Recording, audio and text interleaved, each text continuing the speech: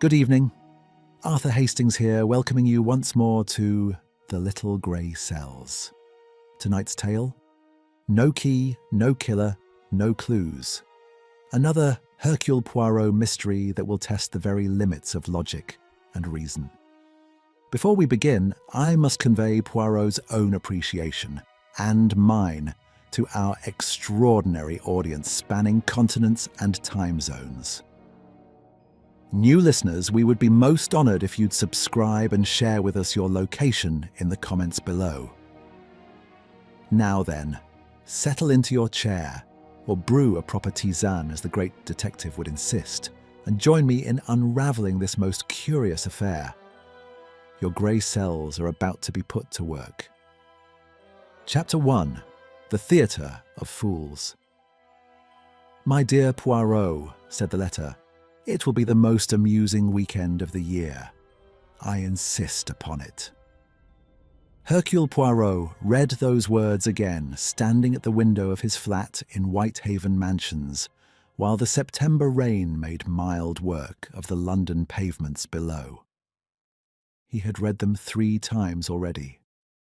Once, when Miss Lemon placed them on his desk, with a particular expression she reserved for correspondence, she considered unworthy of his attention, and twice since, in the hope that they might improve.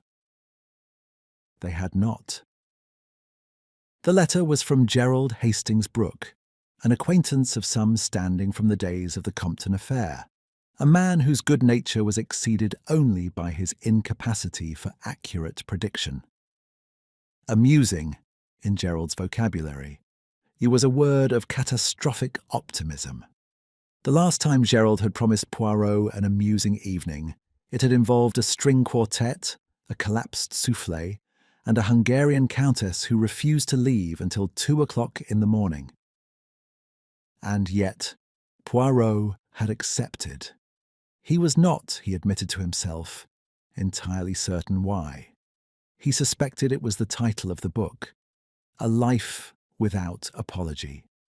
The Memoirs of Sir Lionel Foxley, Baronet, landowner, and, according to the letter, one of the great English characters of our age.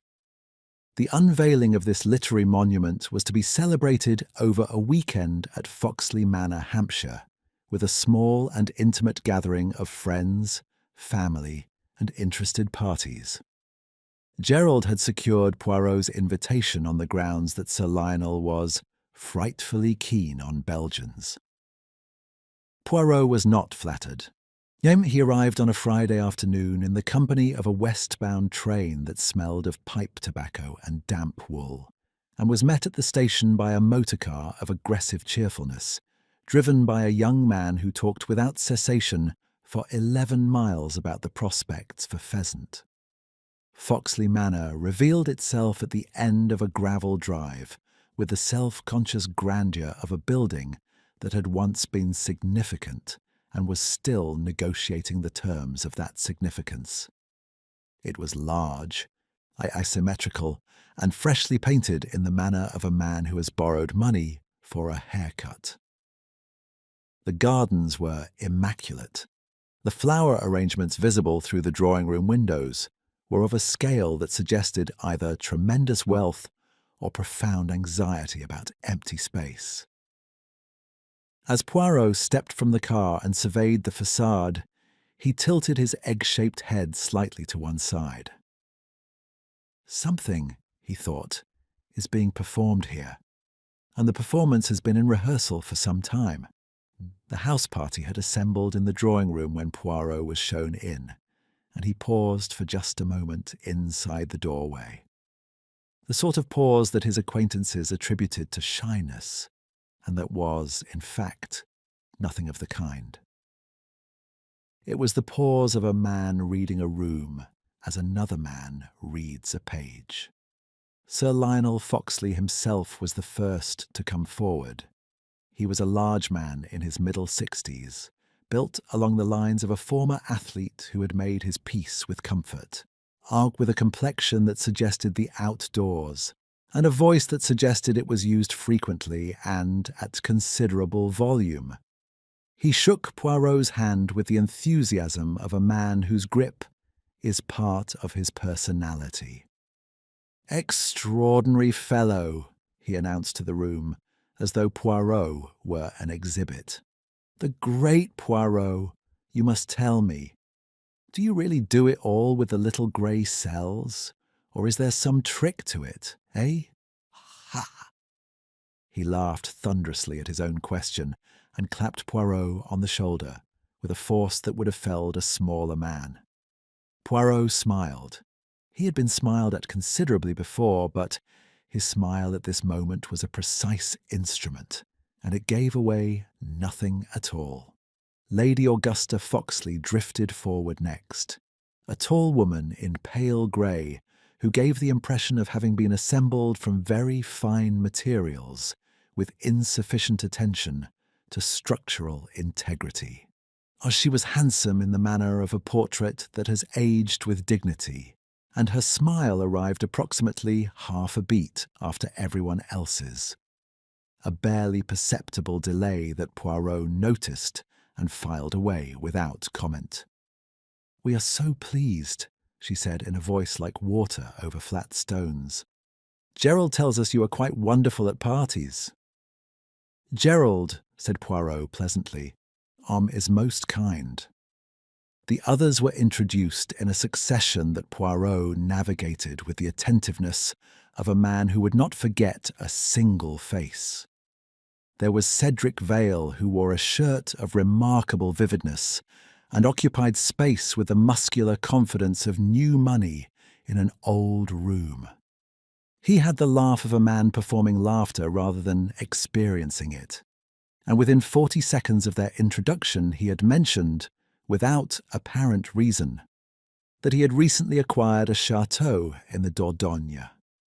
There was Uncle Basil. Nobody appeared to know his surname or felt it necessary. A red-faced man of comfortable girth who smiled before sentences were finished and laughed before jokes were complete, as though perpetually anxious to demonstrate his willingness to be amused. He pressed Poirot's hand warmly and said he had once read something about him in the newspaper, which he had found most extraordinary. Yes, most extraordinary, though he could not now recall the particulars. Miriam Foxley, Sir Lionel's niece, offered her hand quietly from the edge of the group. She was young, perhaps 24, with the kind of stillness that can be mistaken for shyness and is frequently something else entirely. She said almost nothing during the introductions, but Poirot observed that her eyes moved with a measured, unhurried deliberateness about the room, and that she had, at some point before his arrival, you already assessed the precise social weight of every person present. Then there was Dr. Penelope Grant, who shook hands with the brisk efficiency of someone accustomed to more productive uses of her time. She was perhaps 50, lean and direct, with spectacles that she wore with the authority of a person who has stopped caring whether spectacles are becoming. She corrected the young man from the motor car mid-sentence when he attributed a remark to the wrong person, and did not apologize for doing so. Lastly, Oliver Trent, the biographer, as he was introduced, with the particular emphasis that suggested he found the word insufficient. He was a slight man of indeterminate age, with the eyes of someone who is always, in some corner of his mind, taking notes. He carried a small notebook and made no secret of it. "Merely recording history as it happens," he said pleasantly when Lady Augusta glanced at it. "One never knows which moments will matter." Poirot thought, indeed one does not. Dinner was served at 7:30 in a dining room hung with portraits of ancestors who regarded the proceedings below with the glazed stoicism of men who had seen a great deal of human foolishness and expected to see more. The napkins had been folded into a shape that was presumably a swan, but which Poirot, with considerable restraint, declined to name aloud. The asparagus arrived lukewarm. The wine was excellent. The conversation was not. Sir Lionel dominated the table with the benign authority of a man at home in his own kingdom. He told 3 stories about his years in Calcutta, 2 about a disputed fox hunt boundary that had apparently consumed a decade of legal correspondence, and 1 about a Portuguese acquaintance whose relevance to anything was never established. Between stories, he made jokes about his forthcoming memoir, his forthcoming fortune, and his forthcoming demise, all with equal thunder. "No key to the safe, no fortune for any of you," he announced, not for the first time producing what appeared to be a private joke of considerable vintage. Lady Augusta smiled half a beat late. Uncle Basil laughed before the sentence was complete. Poirot observed. He observed who laughed too loudly and who did not laugh at all. He observed who checked the position of others before speaking and who never looked up from their plate. He observed that Cedric Vale, for all his bravado, ate very little and refilled his glass with a frequency that suggested a man thinking rather than celebrating. He observed that Dr. Grant watched Sir Lionel with an attention that was precise and steady, and could have been many things, none of them warm. After dinner, Sir Lionel rose with the declaration of a man who has been anticipating this moment since morning. "A small ceremony," he announced, "in honour of the occasion." He led them to the study, a room of dark wood and accumulated trophy, smelling of leather and old paper, where, on the desk, sat a safe of considerable antiquity and impressive ugliness, its black iron body ornamented with brass fittings in the Victorian manner. Sir Lionel produced from his waistcoat pocket a key on a chain, heavy and ornate, and held it aloft with the satisfaction of a man who has confused a prop with a statement. "My will," he said, and with a theatrical sweep toward the safe. "And various other documents of consequence, locked away as they should be." He beamed at the assembled company. "Lose the key and no one inherits a thing. No key, no killer, no clues." He laughed at his own joke with tremendous vigour. Several others laughed with him. Lady Augusta smiled, precisely 1 beat behind. It was Uncle Basil who reached out and plucked the key from Sir Lionel's fingers with a theatrical cry of, "Then allow me to relieve you of the responsibility." Lady Augusta gave a small shriek. Cedric made a remark about digital combinations. The key, swung with rather more enthusiasm than precision, slipped from Basil's fingers. And then, in one of those moments that seemed to occur in slow motion and, at great speed simultaneously, yet it skittered across the polished marble of the study floor and dropped, with a small and definitive sound, through the ornamental iron grate of the heating vent. Silence. Then uproarious laughter. "Symbolic?" someone cried. It might have been Oliver Trent adding it, no doubt, to his notebook. Sir Lionel declared it theatrical nonsense and announced that the locksmith would be summoned on Monday morning. The incident was delightful. The incident was absurd. The incident was, everyone agreed, exactly the sort of thing that happened at house parties. Poirot did not laugh. He was watching Miriam Foxley, who was not watching the key but the grate, looking at it with a calm, arrested attention, as though it had said something interesting. He was watching Dr. Grant, who had turned from the spectacle to look at Sir Lionel's glass, where it sat on the desk. He was watching Cedric Vale, whose eyes had gone quite still, and whose expression, for just a fraction of a second, was calculating something. "Eh, Poirot," said Gerald at his elbow, jovial and oblivious. Splendid evening, isn't it? Most instructive, said Poirot. He turned away from the grate. He adjusted, with great precision, the position of a small bronze paperweight on the corner of Sir Lionel's desk, moving it 2 inches to the left, so that it sat quite square with the edge. Then he smiled at Gerald and said nothing more. Chapter 2. The Choreography of Fools. When the house settled into its nighttime self with the gradual creaking of old timber and the more deliberate creaking of old money under strain. Poirot lay in a bedroom of considerable draughtiness and remarkable chintz, listening to both with equal attention. Sleep did not come immediately. It rarely did when the little grey cells had been set in motion and declined, with characteristic stubbornness, to be still.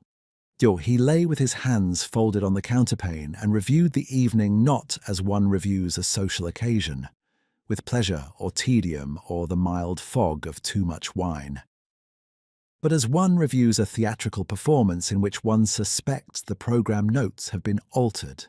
The key, of course. The key was the obvious thing, and Poirot had long since developed a useful distrust of the obvious.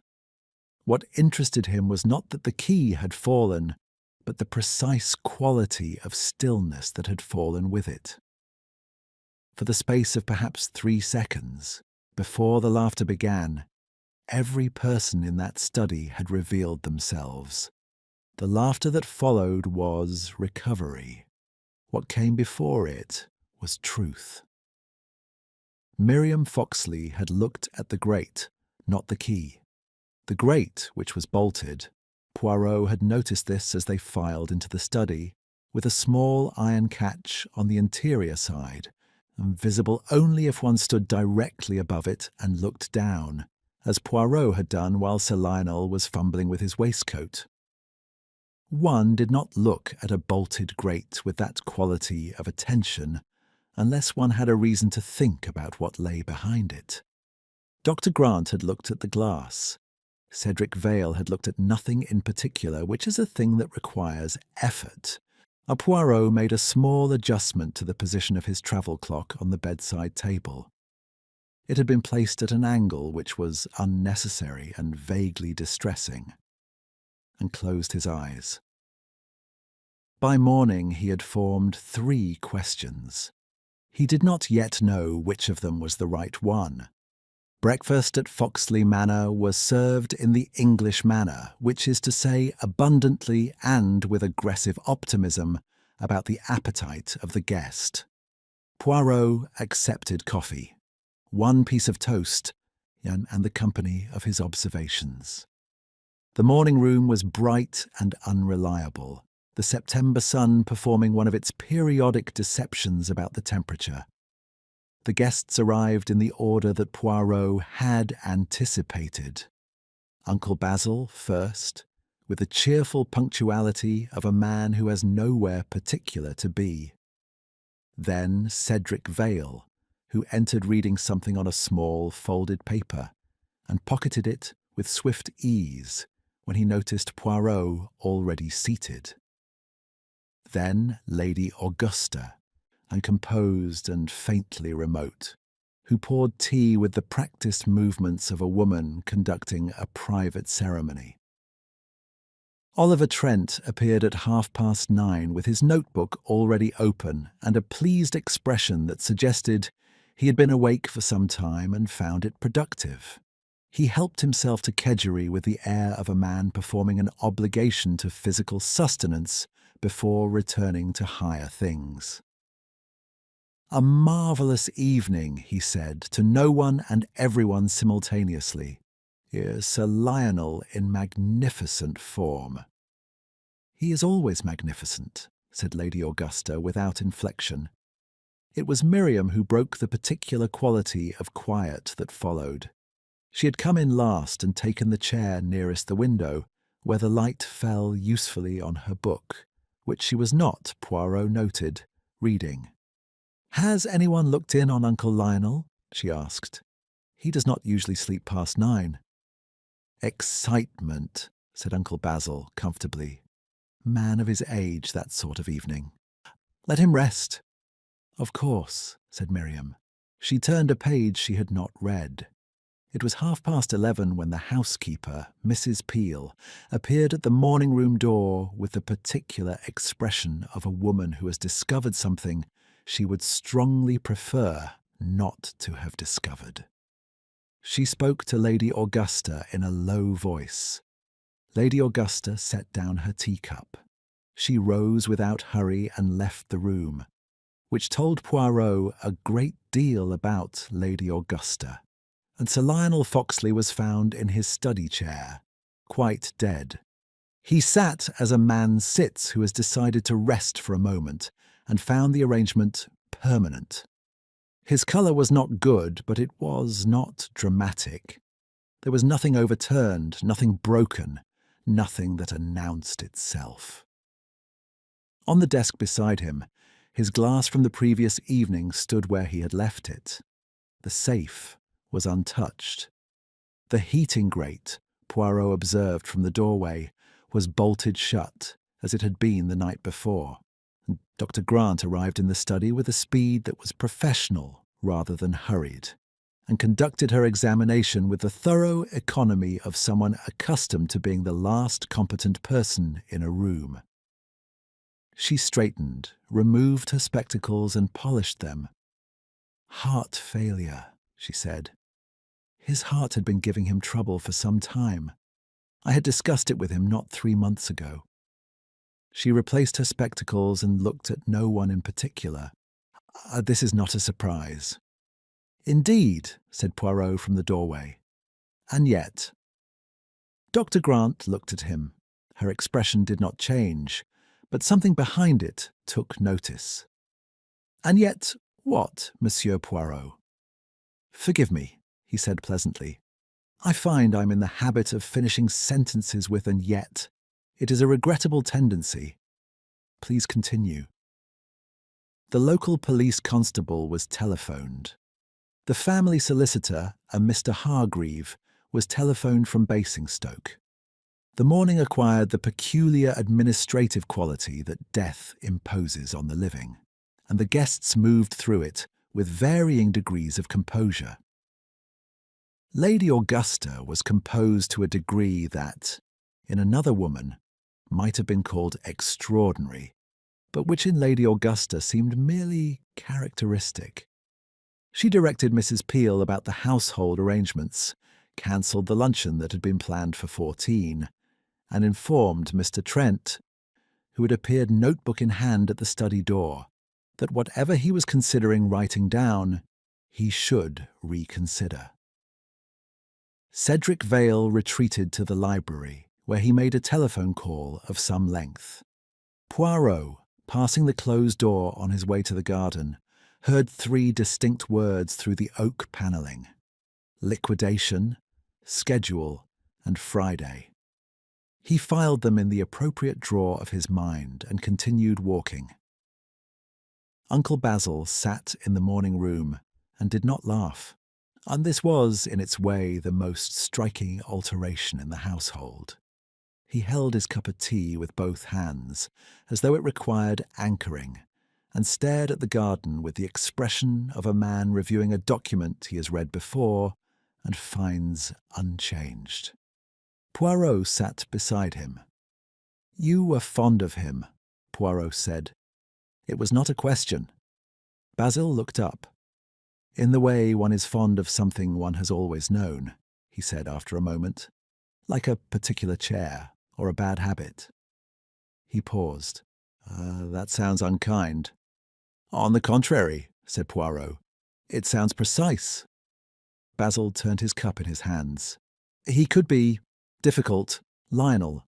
He liked to be the largest thing in any room, and he usually was. A faint, reflexive smile crossed his face, and then departed. "Funny thing is, I expected to outlive him. Not because of my health, Lord knows. Simply because Lionel always seemed too large to stop."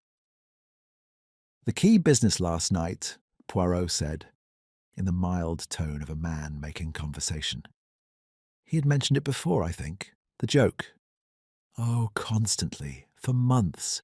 It was his little amusement, the notion that the will was locked away and only he knew where. He found it hilarious. We found it. Basil stopped. We? Less so, Basil said. After a time. Poirot thanked him and went to find Miriam. She was in the conservatory, standing among the ferns with her arms folded and her gaze directed at the middle distance where the garden met the wall. She did not start when Poirot appeared, which meant she had heard him coming, which meant she had been listening for him, or for anyone. "He said something to you," Poirot said, "last night, before dinner, on something you have been considering since." Miriam looked at him with the directness of someone who has decided that pretending to be surprised would be an insult to both parties. "He said—" She stopped and began again more carefully. "He said that things would look different in the morning, that sometimes a kindness looks like something else entirely, until you understand the whole of it." She unfolded her arms. "I thought he meant the memoir. He had been anxious about parts of it. And now I don't know what he meant," she said, "and he cannot tell me." Poirot nodded slowly. He looked out at the garden where a late rose of quite extraordinary vividness had persisted into September, against all reasonable expectation. He regarded it with approval. "The heating grate in the study," he said. "It was cleaned recently, within the last week, I would say. The iron was quite free of dust, while the surround showed the accumulation of some months." Miriam said nothing. "A small thing," said Poirot. "Most people would not notice." "No," said Miriam quietly. "They would not." The silence that followed was the kind that contains information rather than merely the absence of speech. Poirot let it stand for a moment longer than was comfortable, and then he smiled, wished her good morning, and walked back toward the house. At the study door he paused. But the constable had finished, and the room was temporarily unattended. Poirot stepped inside and stood very still, looking not at the safe, not at the glass, not at the chair where Sir Lionel had been found, but at the desk surface itself. There was a faint rectangular impression in the leather inlay, the ghost of a document that had rested there recently and been removed. It was approximately the size of a letter, or the first page of a manuscript. He looked at the grate. He looked at the impression on the desk. He looked at the position of Sir Lionel's chair, which faced the door and not the window, which was curious in a man who, by all accounts, was given to looking out at his own grounds with proprietary satisfaction. 3 questions he had formed at midnight. By noon, one of them had become considerably more interesting than the others. He straightened the bronze paperweight, which had been moved back to its original position since the previous evening, and someone then had been in this room. If your little grey cells are enjoying this mystery, please make sure to subscribe, as it means the world to us. Now, back to the parlour. Chapter 3. The Joke That Stopped Being Funny. The solicitor arrived from Basingstoke at 2 o'clock, driving himself in a sensible motor car and carrying a leather case of the sort that contains, exclusively, bad news in orderly condition. His name was Hargreave, a dry, thin man of 60, with the professional composure of someone who has sat at the bedsides of the dying and the breakfast tables of their survivors, and found both equally requiring of tact. He was shown to the drawing-room, where the family had assembled with the involuntary air of defendants who have not yet been informed of the charge. Lady Augusta sat at the centre with her hands folded and her expression managed. Miriam had chosen the window seat again. Uncle Basil stood near the fireplace, which was unlit, holding a glass of brandy with the grip of a man who has decided brandy is now medicinal. Cedric Vale occupied the largest chair with the deliberate ease of someone who has determined that how one sits communicates as much as what one says. Oliver Trent was present also, which produced a brief silence when Hargreave looked at him. "Mr. Trent is Sir Lionel's authorised biographer," Lady Augusta said, one with the faint emphasis of a woman who does not believe the word authorised is adequate to the situation, but is using it nonetheless. Hargreave looked at Trent for a moment longer than necessary, then opened his case. Poirot, who had not been invited and had come anyway, on the understanding that no one would find it convenient to ask him to leave, stood near the door and looked at his own hands with an air of benign abstraction. The will was, as Sir Lionel had always promised, complicated.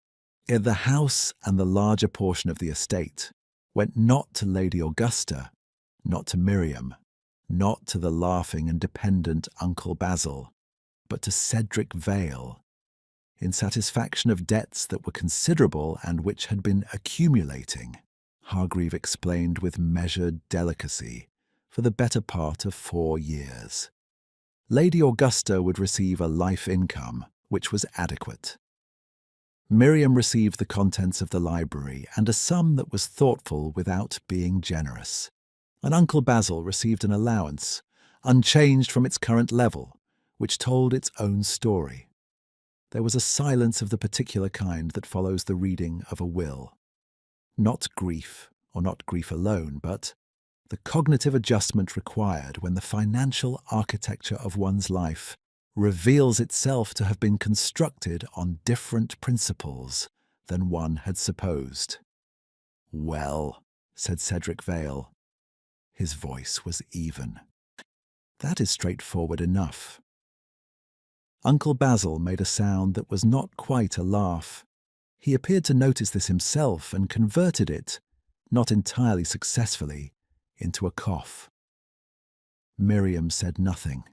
She was looking at her hands in her lap, and there was something in the angle of her head, a quality of carefully maintained stillness that reminded Poirot, with sudden precision, of the way a person holds themselves when they already know the contents of a letter before they open it. Lady Augusta thanked Mr. Hargreave and showed him out herself.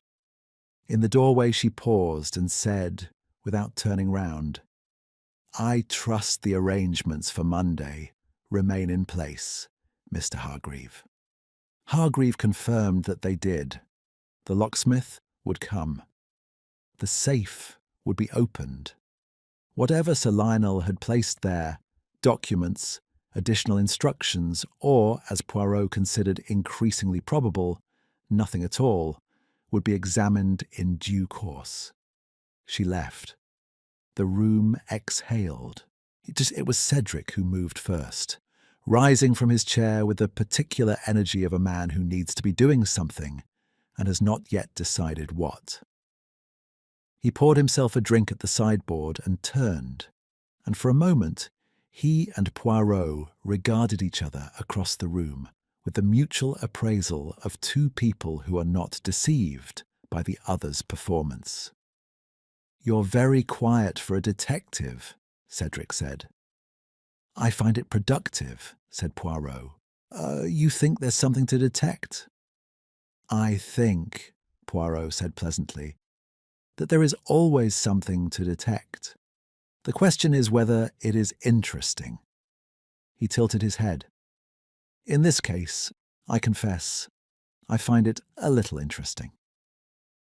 Cedric held his gaze for a moment and then laughed. The performed laugh, Poirot noted, not the other kind. "Heart failure," he said.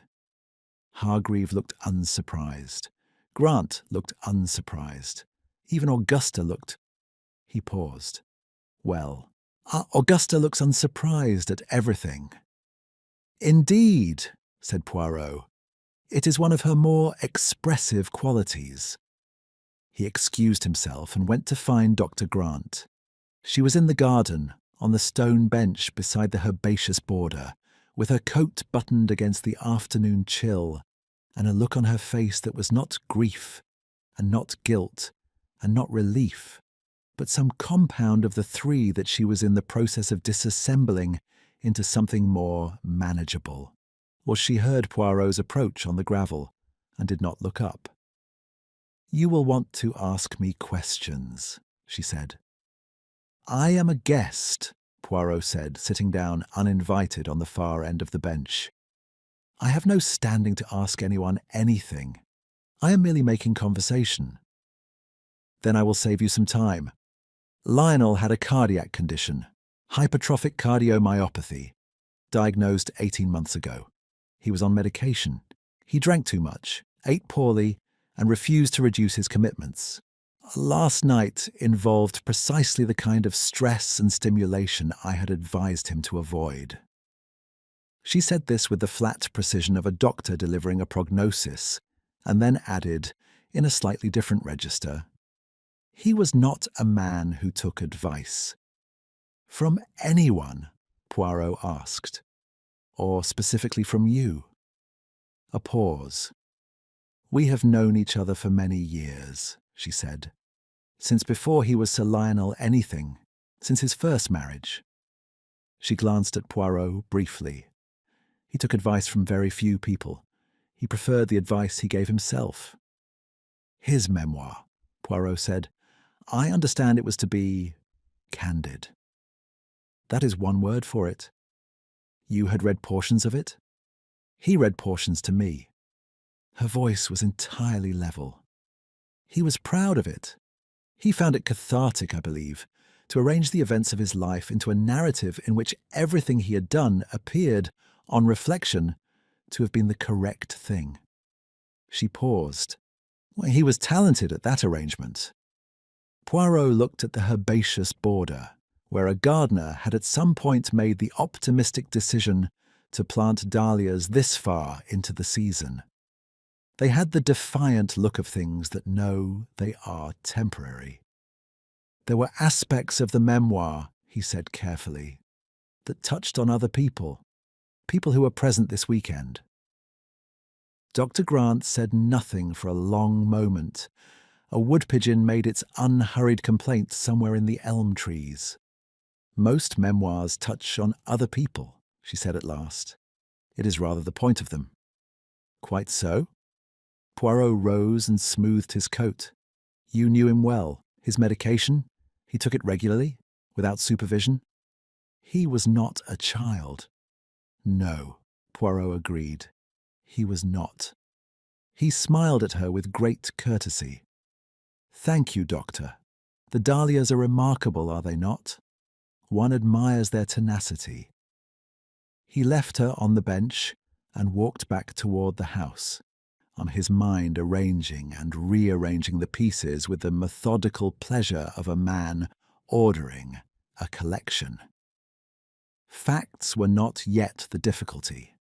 The difficulty was the shape of the facts, what they formed when stood in the correct relation to one another. The grate, cleaned recently. The document, ghost on the desk. The paperweight replaced by someone with a different sense of order than Poirot's own. Sir Lionel's chair facing the door. The glass, examined by Dr. E. Grant at the moment of theatrical distraction. Miriam looking at the grate and not the key. And one thing more which had been sitting quietly at the edge of Poirot's attention since morning, and which now presented itself with the patient insistence of a clue that has been waiting to be acknowledged. The aspirin. He had seen it himself at dinner. A small silver pillbox, produced from Dr. Grant's evening bag.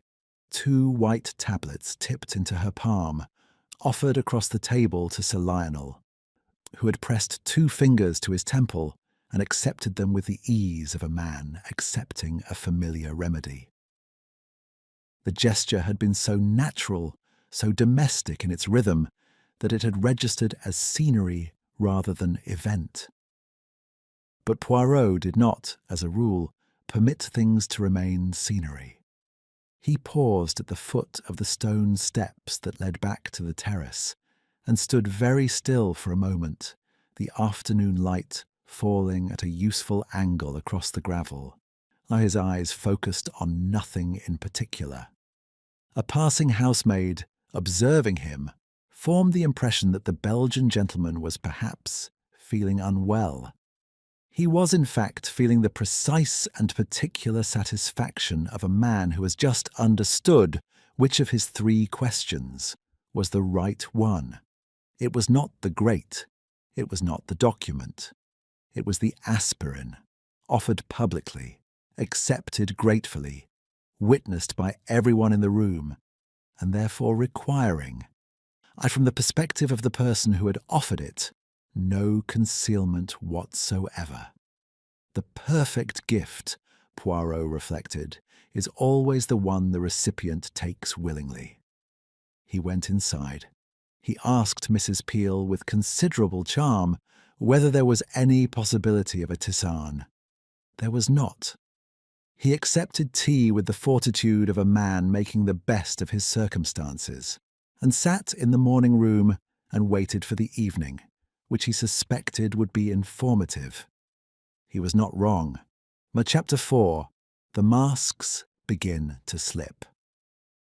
Dinner that evening was a performance of the second act, the one in which the characters, having survived the catastrophe of the first, are obliged to share a table and pretend they have not. Mrs. Peel had reduced the menu to 3 courses, and the floral arrangements to something merely extravagant, as a concession to bereavement. The silver was the same. The seating was the same by unspoken consensus. As though to alter it now would be an admission that the previous evening's arrangement had produced consequences. Poirot noted this with interest. People under pressure, he had long observed, reach instinctively for repetition. It feels like control. It is almost never control. The conversation proceeded as conversations do in English houses where something dreadful has happened, on subjects entirely unrelated to the dreadful thing. The weather, the gardens, a newspaper article about the state of the railways that Uncle Basil introduced, with a relief so transparent it was almost touching. Lady Augusta maintained her end of the table with the expertise of a woman who had been hosting difficult dinners for 30 years, and had developed, across that span, a vocabulary of impeccable surface and total concealment. Oliver Trent alone seemed energized. He ate with appetite and spoke more than usual, and twice allowed his gaze to settle on the notebook beside his plate, with the expression of a man restrained by only the most basic social considerations from picking it up. Poirot found him in this mood, considerably more interesting than he had found him previously. "You knew Sir Lionel before the Biography Commission," Poirot said during a brief cessation of the railway conversation. It was framed as a statement rather than a question, which was a technique Poirot employed when he wished to see how a man chose to correct him. Trent looked up. "We were acquainted. He sought me out, actually. Said he'd read a piece I'd written about the Wyndham family memoirs and felt I understood what he was attempting." He paused. He had very particular views about how certain events should be framed. "Framed," Poirot repeated with a tone of gentle appreciation, as though the word were a fine wine being considered. And your own views on the framing? They were compatible with his?" "They became so," Trent said after a moment. The pause was small, but inhabited. Across the table, Dr. Grant set down her fork, with a sound that was precise and deliberate, and might, in another context, have been called a full stop. The evening moved on. Port was declined by most, and accepted with visible gratitude by Uncle Basil, and who had spent the dinner in a state of determined geniality that was costing him considerable effort. When Lady Augusta rose, he rose also, with the attentiveness of a man who wishes to remain close to the nearest exit from his own thoughts. Poirot lingered. He lingered with the unhurried purposefulness of a man who has nowhere to be, and is, in fact, exactly where he intends. Cedric Vale lingered also, not by accident, Poirot judged, and not for the port. When the room had emptied of everyone else, Cedric turned from the window where he had been looking at the dark garden with unseeing eyes, and said without prelude, "How much do you actually know?" Poirot considered him with amiable patience. "About what subject in particular?" "Don't." Cedric's voice was flat. The performance had been set aside with the efficiency of a man who has decided it is no longer serving its purpose. Beneath it was something harder and, Poirot thought, unexpectedly more honest. "You've been watching all of us since last night. You watched us during the key business. You watched us this morning. You sat through the will reading like a man waiting for a train he's already booked." "The will reading was instructive," Poirot allowed. "I didn't kill him." Cedric said it without drama, which made it, paradoxically, more credible than if he had said it with any. "He owed me money, a great deal of money. Living men repay debts, and dead men require solicitors and probate, and 3 years of legal wrangling before you see a penny. I had every reason to want Lionel Foxley alive and solvent."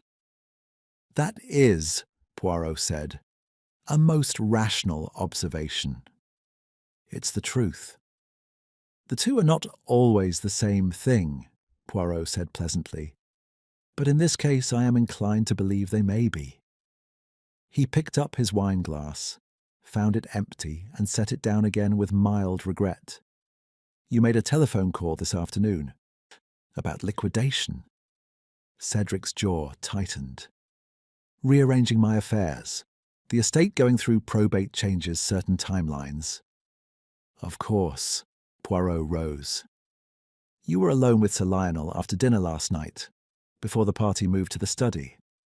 "For perhaps 10 minutes. We discussed the debt arrangements. He wanted to revisit the terms. We did not agree. He was—" A pause. "He was not himself. Distracted. Anxious about something that wasn't me." Cedric looked at Poirot directly. He kept glancing at the door. Poirot thanked him and went upstairs. He did not go to his room. He went instead to the door of the study, which had been sealed at the insistence of the local constable, pending a conversation with the county coroner, a precaution which Poirot respected in principle and circumvented in practice by the simple method of trying the handle, finding it unlocked, and stepping inside with the serene confidence of a man who has been somewhere he ought not to be, often enough to have made his peace with it. The room was dark. He did not turn on the overhead light. He produced a small electric torch from his breast pocket. He carried it as routinely as his handkerchief, and directed it with economy at the things he wished to see. The desk first. The rectangular impression in the leather was still visible, unchanged. He measured it with his hand. Approximately 9 inches by 6. The size of a single manuscript page or of a document folded once. He looked at the desk drawers, all closed, all apparently undisturbed. And then at the small waste-paper basket beside the desk, which was empty and which had, he thought, been emptied recently, given the faint smell of something burned in the grate that went beyond the ordinary settled ash of an unused fireplace. He directed the torch at the grate. It was bolted, as before. But on the inner lip of the iron surround, where it met the hearthstone, there was a faint smear of reddish dust. Brick dust, perhaps, or the residue of old mortar, that had not been there that morning. Something had been inserted into the grate from above, since his earlier observation, or removed from below. He stood very still for rather a long time. Then he crossed to the bookshelf on the east wall, which housed a row of leather-bound volumes arranged with the careful disorder of books that are meant to appear read. He ran his finger along the spines until he found what he had half expected. A gap, narrow and deliberate, where a volume had been removed and not replaced. The dust on the shelf recorded the absence with perfect accuracy. The missing book was approximately 1 inch in width. The sort of width that accommodated, for instance, a personal journal or a thin manuscript, or a collection of letters bound together. Poirot turned off his torch and stood in the darkness for a moment. The picture was acquiring definition, not yet complete. There were aspects of it that remained as yet, without adequate explanation.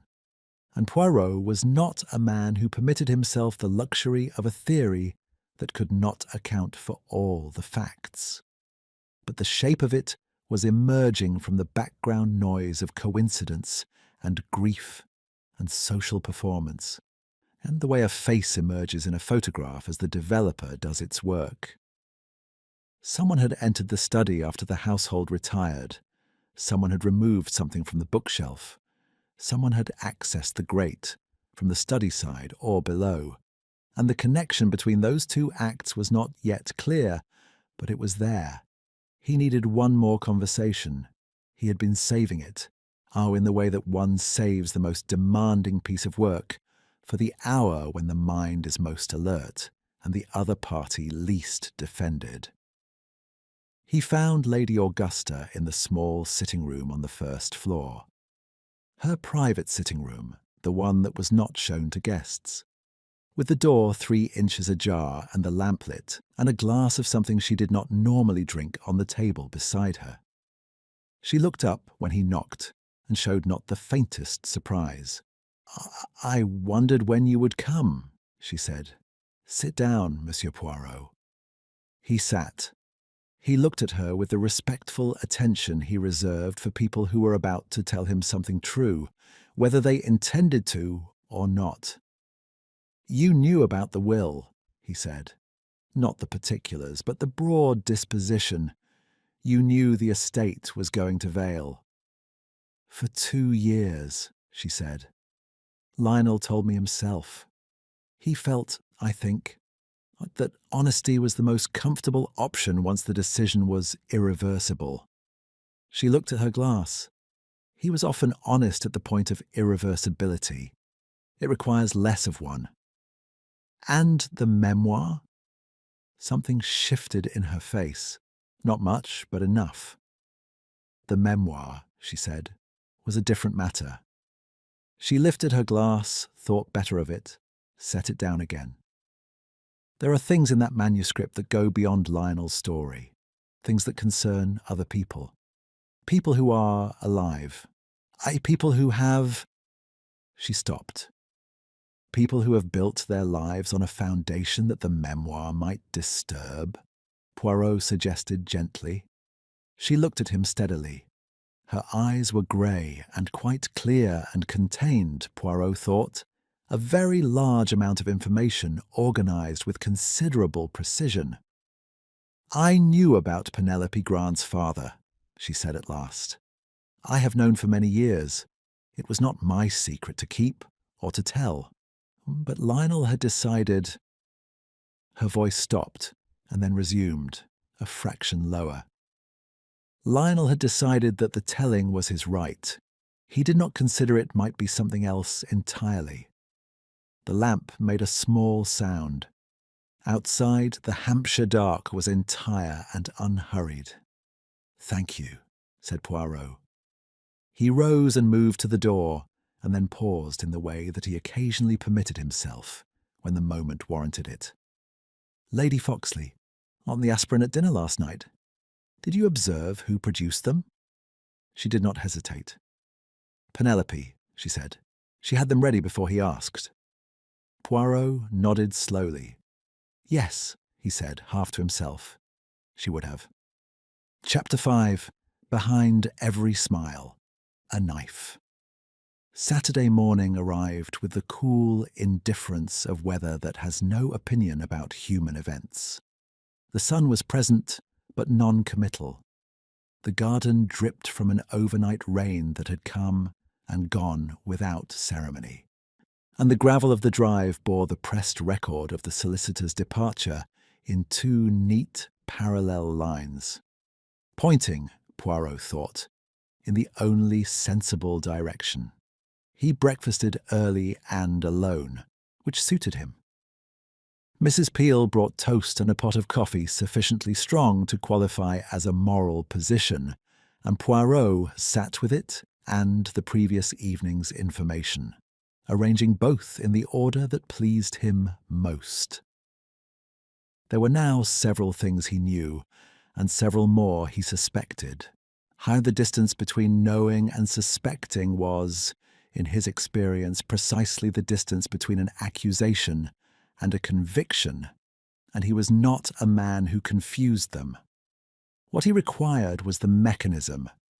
He had the motive, buried in the history of a pharmaceutical patent and a dead man's decision to publish. He had the opportunity, or the shape of one. What he did not yet have was the irrefutable and specific detail that would transform the elegant hypothesis into the demonstrable fact. He would require that today. He found Uncle Basil at 9:30 in the billiard room, not playing billiards but standing beside the table with a cue held loosely in one hand, as though he had picked it up some time ago and subsequently forgotten about it. He looked, in the flat morning light, considerably older than he had at dinner 2 nights prior. The bonhomie had been a considerable part of the architecture of his face, and without it, the underlying structure showed its age. Poirot closed the door behind him, and Basil turned with the expression of a man who has been expecting something unpleasant and has decided to receive it with dignity. "Sit down, mon ami," said Poirot, which was presumptuous in another man's house, but which Basil obeyed without demur, lowering himself into the leather chair by the window with the careful movements of the recently bereaved. "You have been living on the family allowance for some years," Poirot said without prelude, having judged that Basil was in the mood for directness and not for approach. "Since your own business failed, the import concern, was it not? In 1931. Basil looked at the billiard cue in his hand. 29, actually. The timing was, well, not of my choosing.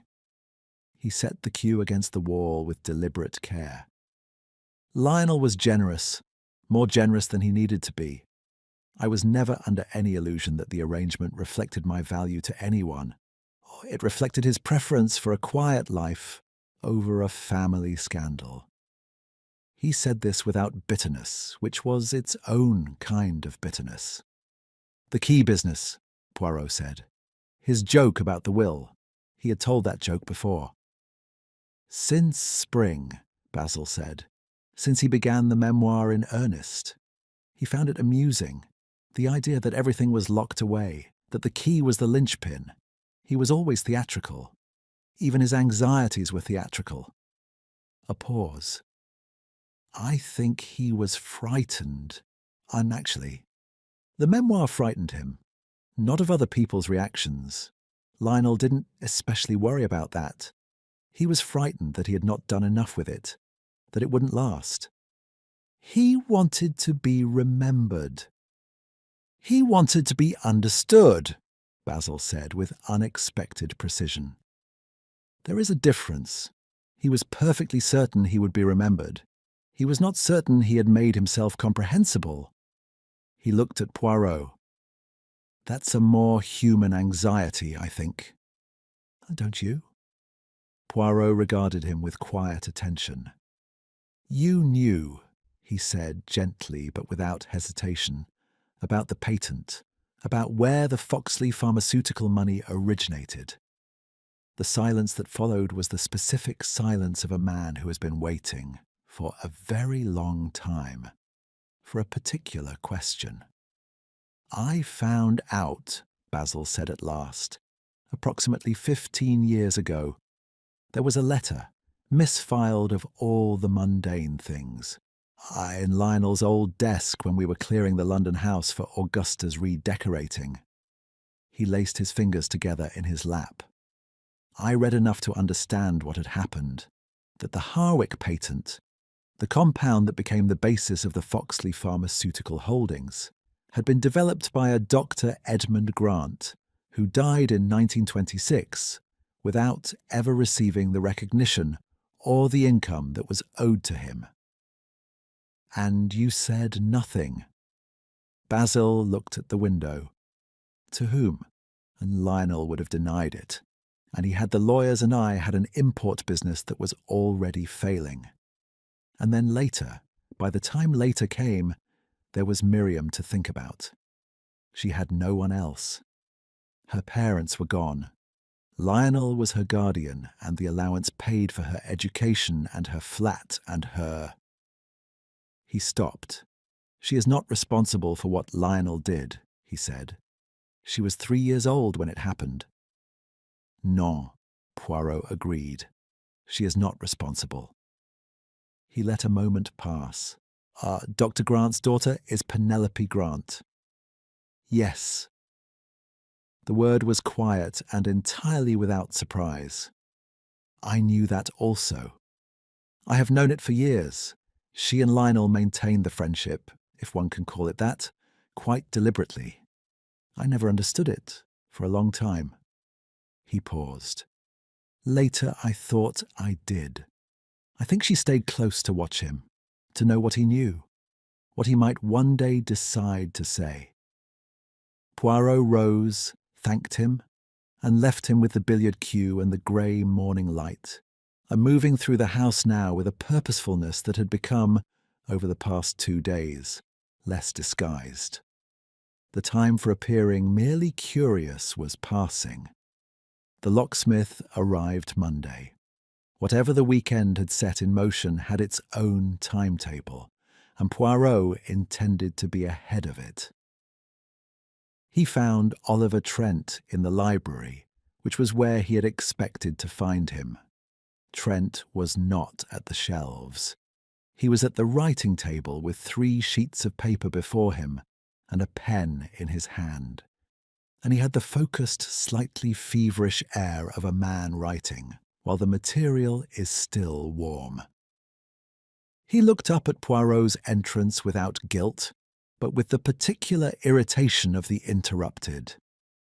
I shall not keep you long, Poirot said, sitting without invitation in the adjacent chair and surveying the library shelves with an interest that was, in part, genuine. The library was well stocked, whatever its organizational deficiencies. The east wall held a substantial collection of scientific and medical volumes, which told one something about the intellectual habits of the house. The memoir, he said. How much of it had Sir Lionel actually written? Approximately 2/3, Trent said, after a moment in which he appeared to calculate what the honest answer cost him. The first and second sections were complete. The third, dealing with the pharmaceutical years, was in draft. In draft, Poirot said. And that draft was kept where? On the desk in the study, perhaps?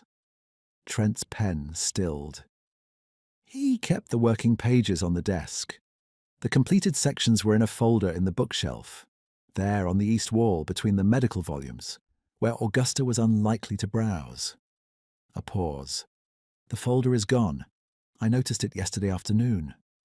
"You noticed it yesterday afternoon," Poirot said, "and did not mention this to the constable." "I am a biographer," Trent said, though with the careful precision of a man drawing a distinction he has thought about previously. "I deal in narratives. I prefer to understand what I am looking at before I speak." He met Poirot's gaze with an evenness that was either honesty or its very accomplished imitation. There are 3 years of work in that manuscript. 3 years of Sir Lionel's time and mine. If someone has taken it, I want to know why before a constable starts asking questions that close doors rather than open them. "And what," said Poirot, "do you believe is in the 3rd section, the draft on the pharmaceutical years?" Trent was quiet for long enough to confirm that he had read it. "Enough," he said at last, "to ruin someone." "To ruin," Poirot said thoughtfully, "or to correct the record?" "In my experience," said Trent, "those 2 things are frequently the same event, yet seen from different sides of it." Poirot left him to his pages and stood for a moment in the corridor outside the library, his hand resting on the dado rail, his eyes directed at nothing. The picture was nearly complete now. 2 details remained that required confirmation rather than discovery. He knew what they were, he knew where they would be found, and he knew that the finding of them would require a conversation that was going to be, in its way, the most difficult of all. Not because it would be contentious, not because the subject would deny or dissemble, but because Poirot found, and this was, he admitted to himself, a personal failing rather than a professional one, that he had a certain sympathy for the logic of it, not for the act, never for the act, but for the long and patient arithmetic of injustice that had preceded it, accumulating quietly across decades like the dust on a shelf where something is no longer present. He straightened his cuffs. He aligned the small objects on the hall table so that they stood in proper relation to one another.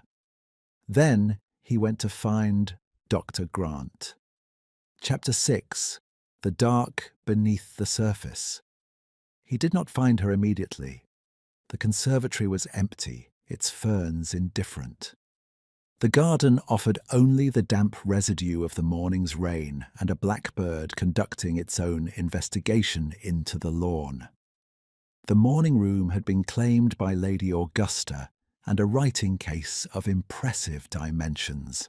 Miss Poirot moved through the house with the patient thoroughness of a man who knows that the person he seeks has not left. The motor car was in the drive, the weather was inhospitable, and people who are waiting for something do not generally go far. He found her, at last, in the room he ought to have thought of first. The surgery, Sir Lionel's word for it, apparently, though it was in practice a small ground-floor room adjacent to the gun-room that had been fitted with a daybed and a cabinet for medicines during one of Sir Lionel's periodic episodes of hypochondria. It contained a narrow window, a chair, a washstand, and precisely the degree of clinical austerity that Dr. Grant seemed to prefer. She was standing at the medicine cabinet when Poirot opened the door, and she closed it without haste and turned to face him. Nothing in her expression suggested she had been caught at anything, but nothing in her expression had ever suggested much at all, which was, Poirot reflected, rather the point. "I expected you earlier," she said. "I was having an instructive morning," Poirot replied, and took the chair without being invited to, which she appeared to accept as consistent with his character. He looked at the medicine cabinet. It was of the older style, wooden, with a small lock that had not been engaged. "Sit down, if you please, Dr. Grant. What I have to say will take a little time, and I find these conversations more productive when both parties are comfortable. She sat on the edge of the daybed with the upright composure of a woman who does not permit furniture to dictate her posture. "Your father," Poirot said, "was Dr. Edmund Grant, a chemist of considerable ability, working in the early 1920s on a compound that would, in the hands of the Foxley pharmaceutical concern, become the basis of a moderately significant fortune." He paused. "He died in 1926 in modest circumstances, without attribution, without compensation, and without, one imagines, very much justice." Dr. Grant looked at him steadily. "He died of influenza," she said. "Contracted during the winter of 25. He was 41 years old." She said this as one states a fact that has been stated many times, internally over many years, until it has worn a groove in the mind.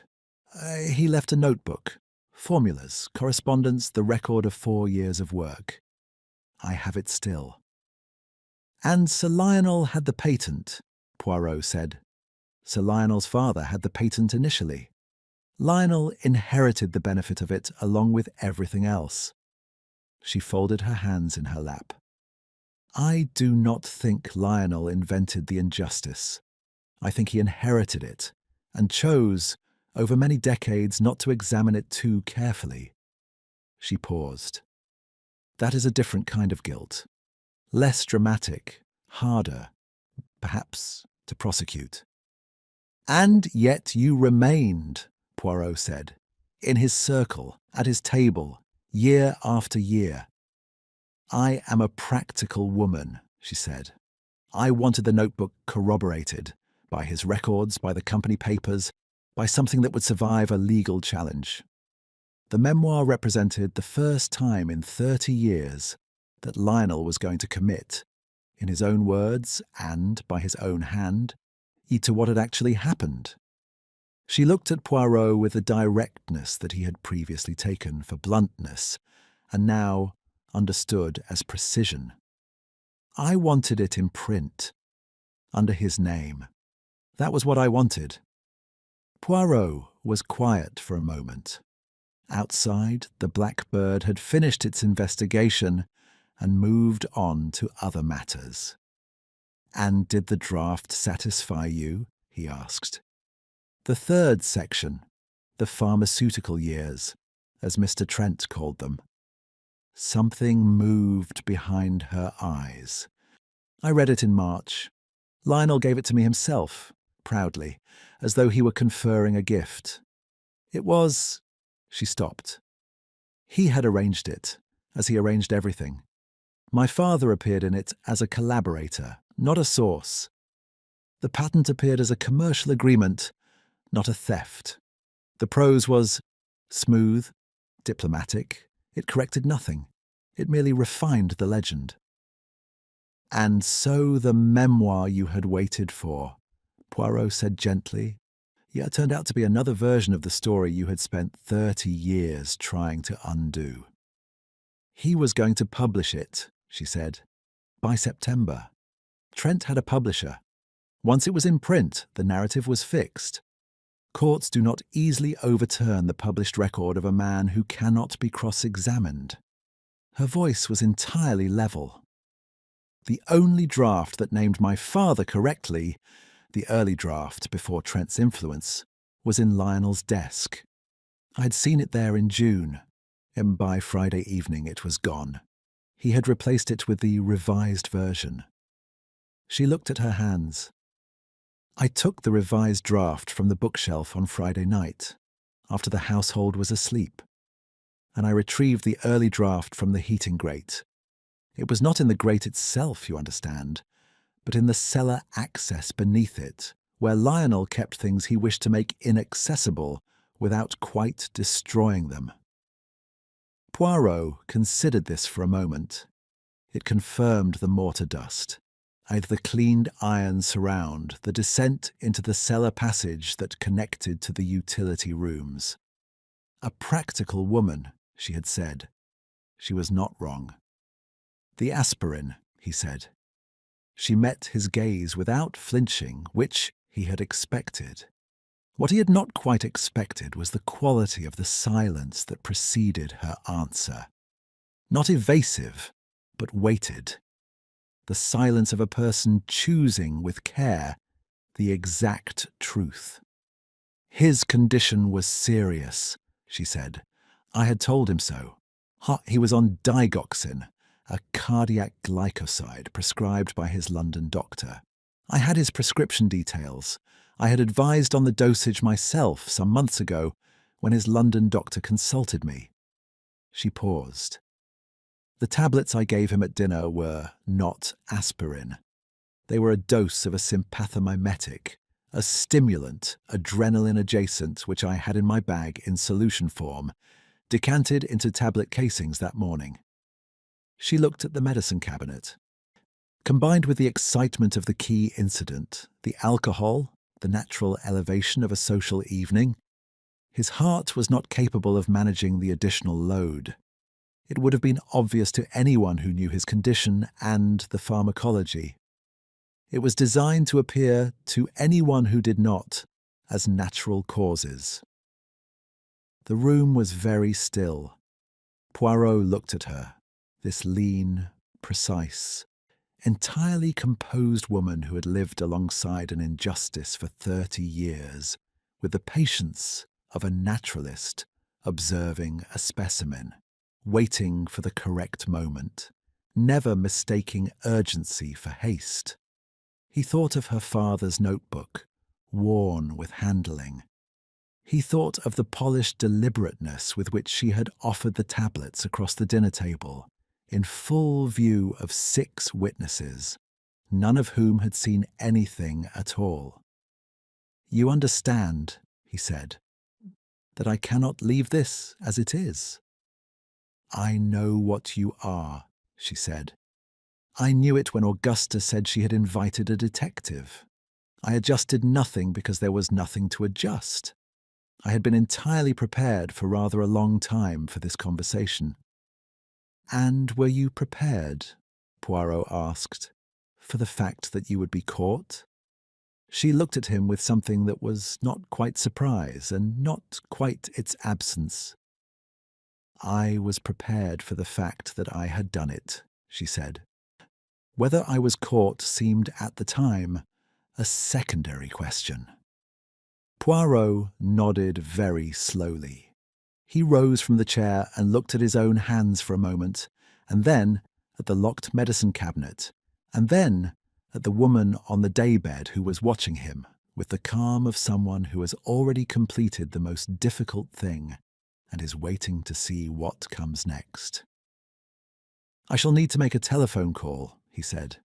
"This afternoon, I think, before the constable comes and goes again and the matter is closed in the wrong direction." He moved to the door. "I ask one thing of you. Do not leave the house." "Where would I go?" she said. It was not rhetorical. It was, Poirot thought, one of the saddest accurate statements he had heard in some time. He closed the door behind him and stood in the corridor for a moment, adjusting nothing, straightening nothing, simply standing in the particular stillness that descends when the answer to a question one has been asking for 2 days reveals itself to be both simpler and far more complicated than one had hoped. Then he went to find the telephone. Chapter 7. The Punchline. The telephone was in the hall in a mahogany cabinet of the sort that had been fashionable when privacy was a luxury one could afford to construct around oneself. Poirot stood inside it with the door pulled to and waited while the operator made the connection, looking at the small brass hook intended for a gentleman's hat, and thinking that the inventor of the telephone cabinet had understood something useful, that certain conversations required their own enclosed geometry. Inspector Japp answered on the 4th ring in the tone of a man who had been expecting a call he did not particularly welcome. Poirot. Not a question. Japp had a gift for making a single word contain an entire attitude. I had a feeling, when I saw the Hampshire Constabulary note on my desk this morning about a Sir Lionel Foxley, I said to Sergeant Bream, Bream, somewhere in that vicinity there is a Belgian with an extraordinary moustache who is about to make my weekend considerably more complicated." "My dear Japp," said Poirot with genuine warmth, "your instincts remain admirable. What have you got?" "A death that has been recorded as heart failure and is, in its essential mechanism, rather more than that. A killer who is composed, rational, and entirely prepared to be found. A household that is—" He considered. "Complex. You will want to come yourself, I think. The details require handling with some care. And the constable here is a competent young man who will nonetheless benefit from your guidance." There was a pause in which Poirot could hear, faintly, the sound of Japp communicating something to Sergeant Bream, with the communicative economy of a man who has worked with the same sergeant for 11 years. "Tomorrow morning," Japp said. "First train from Waterloo, and Poirot, try not to let anyone leave." "I have already given the relevant instruction," Poirot said. "I cannot, naturally, enforce it, but I believe it will be observed." He replaced the receiver and stood for a moment in the cabinet's mahogany quiet. Then he opened the door and walked, with deliberate unhaste, to the drawing-room, where he proposed to spend the remainder of the afternoon being entirely visible and entirely unrevealing, which was, in its way, the most demanding performance of the weekend. He found, somewhat to his surprise, that he was not alone in this intention. And Miriam Foxley was in the drawing-room, seated at the writing desk in the window with a sheet of paper before her that she was not writing on. She had the look of someone who has made a decision and is now experiencing the particular quietude that follows a decision. Not peace, but the absence of the noise that preceded it. She looked up when Poirot entered, and something in her expression told him, with the sudden clarity of a lamp lit in a previously dim room, that she knew. Not suspected, I knew, or had known long enough that the knowing had settled into something almost like acceptance. Poirot sat down across from her and said nothing, which was its own form of question. "My uncle was afraid on Friday evening," Miriam said. She had said something very like this 2 days ago in the conservatory, and the repetition was not careless. It was the revisiting of a thing she had been turning over since. Not of dying. He was not the sort of man who feared that, or not obviously. He was afraid of having been wrong. She looked at the blank sheet of paper. I think he knew by the end that what he had written was not the truth, that it smoothed things that should not have been smoothed. He said something to me before dinner that I've been thinking about ever since. That things would look different in the morning, Poirot said. That a kindness could look like something else until you understood the whole of it. Yes. She was quiet for a moment. I think he had decided to change it, the manuscript. I think he had decided, quite late, to go back to the earlier version, the honest one, and I think he intended to tell Penelope that. She looked at Poirot directly. He would have done it badly, and too late, and with more self-congratulation than the gesture warranted. But I think he intended to do it. Poirot received this in silence. It added a dimension to the picture that was, he thought, entirely consistent with what he knew of Sir Lionel Foxley. A man who preferred to arrange reality into the most flattering available narrative, but who had, somewhere beneath the performance, a sufficiently functioning conscience to feel its occasional importunate pressure.